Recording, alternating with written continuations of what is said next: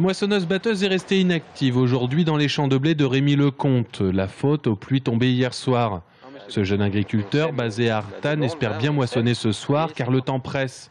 Semé en octobre-novembre, le blé est très sensible à la météo pour sa qualité comme pour son rendement.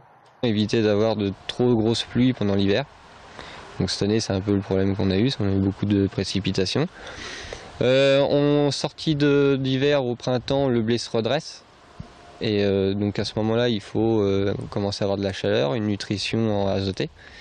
Et donc là, c'est à partir de là que se fait le rendement. C'est-à-dire que si on n'a ni nutrition azotée ou un surplus d'eau ou un surplus de sécheresse, on arrive avec des plantes qui vont rester réduites, qui ne vont pas taler, qui vont avoir des épis plus réduits. Donc ça va impacter sur le rendement.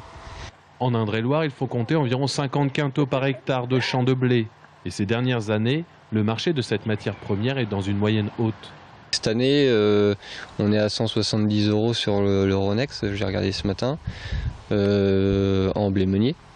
Donc en blé fourragé, on va être nettement déclassé. On va avoir des 50 € tonnes de moins. Parce qu'on est pas mal dans notre cas, c'est-à-dire qu'on a au début des blés meuniers et on passe beaucoup dans le blé fourragé. Et le blé fourragé, c'est un peu le blé fourre-tout. 9 mois sont requis pour passer du semis à la moisson du blé. Et cette semaine s'annonce déterminante pour les cultivateurs pour ne pas voir leur blé déclassé. Gilles Lagarde n'est plus préfet du Loir-et-Cher. Il a été remplacé aujourd'hui à l'issue du Conseil des ministres. Une décision que Maurice Leroy a prise avec stupéfaction et indignation. Dans un communiqué de presse, le patron du département du 41 dénonce un véritable limogeage, une décision politique. Gilles Lagarde n'a pour l'instant aucune nouvelle affectation. Maurice Leroy se place en défenseur d'un homme aimé de tous, au service de la République, aux réussites incontestables et engagé dans le développement économique du département. Et Maurice Leroy de s'interroger sur cette décision. Quel élu dispose de suffisamment d'influence pour exiger et obtenir une mise à l'écart, une mise au placard d'un préfet de la République? Son successeur, Yves Le Breton, sera-t-il inféodé aux ordres de cet élu? Mais qui est justement cet élu? Maurice Leroy ne cite personne, mais ce sont des socialistes qui sont visés. Maurice Leroy qui pour l'instant ne souhaite pas donner d'interview. La région Centre veut booster l'apprentissage. À ce jour, seuls 7% des entreprises régionales embauchent des apprentis. L'exécutif a donc décidé de débloquer une aide de 500 € pour les entreprises de moins de 11 salariés n'ayant jamais recruté d'apprentis depuis 4 ans au moins. Une aide de 500 € qui vient se greffer à l'aide étatique de 1 000 €. Dans une phase de reprise économique, nous aurons, je pense au secteur du bâtiment, mais à d'autres secteurs aussi, nous aurons besoin de personnes formées et qualifiées, de jeunes formés et qualifiés. Ce serait terrible que la reprise venant, la commande venant, nous trouvions des entreprises désemparées parce qu'elles n'auraient pas les qualifications autour d'elles. Objectif pour la région, favoriser l'apprentissage dans les secteurs de l'économie où il est peu utilisé. Et la région de citer en exemple le BTP, où une entreprise sur 5 forme des apprentis. Pour l'opposition régionale, cette aide va dans le bon sens, mais l'effet de seuil, 11 salariés ou moins, est pointé du doigt. Dans d'autres domaines concernant les effets de seuil sociaux pour les entreprises de moins de 10 salariés, 49 salariés pour les entreprises, les petites et moyennes entreprises, on sait que c'est un frein à l'emploi.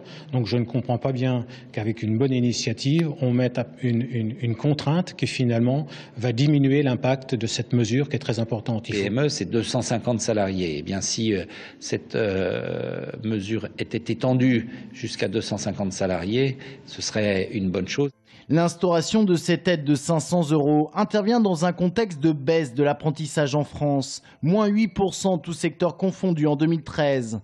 Pour la droite, c'est la faute au contrat d'avenir et à la suppression de l'aide étatique pour les entreprises de plus de 11 salariés. Pour la gauche, au contraire, c'est la frilosité des chefs d'entreprise qui ont peur d'embaucher dans le contexte économique actuel.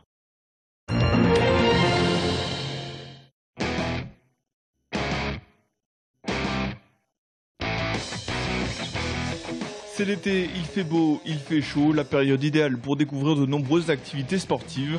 Tours et ses alentours regorgent de lieux propices au développement de loisirs en tout genre. Premier exemple, le ski nautique. Le lac de la Peupleraie au sud de Tours accueille depuis 2012 une association permettant la pratique de ce sport, le Touraine Ski Nautique. Ça glisse, ça va vite, donc c'est assez sympa. Ouais, c'est rafraîchissant, et puis c'est un sport qui est quand même assez exceptionnel dans la région. On est le seul club de la région, donc c'est à découvrir. Des sessions d'une demi-heure ouvertes à tous pour une vingtaine d'euros, même aux personnes à mobilité réduite avec le handiski.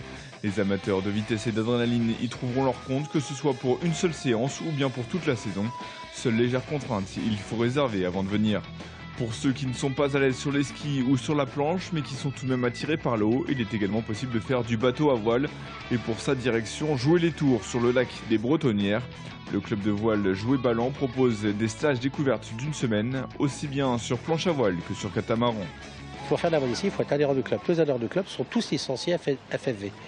Ils ont des licences, au lieu d'avoir des licences à l'année, ils ont des licences à la semaine. Là encore, tout le monde y a accès, mais en plus du beau temps, il faut tout de même espérer un peu de vent pour pouvoir avancer. Et puis il y a ceux qui n'aiment pas se mouiller mais qui préfèrent prendre de la hauteur. Pour eux, l'activité idéale reste l'Acrobranche. Un parc est ouvert depuis l'année dernière proche du lac des Bretonnières à Jolet-Tours. Il peut aussi bien accueillir les parents que les enfants. Ici, on a 6 parcours pour les adultes et 2 parcours pour les petits de 3 à 6 ans.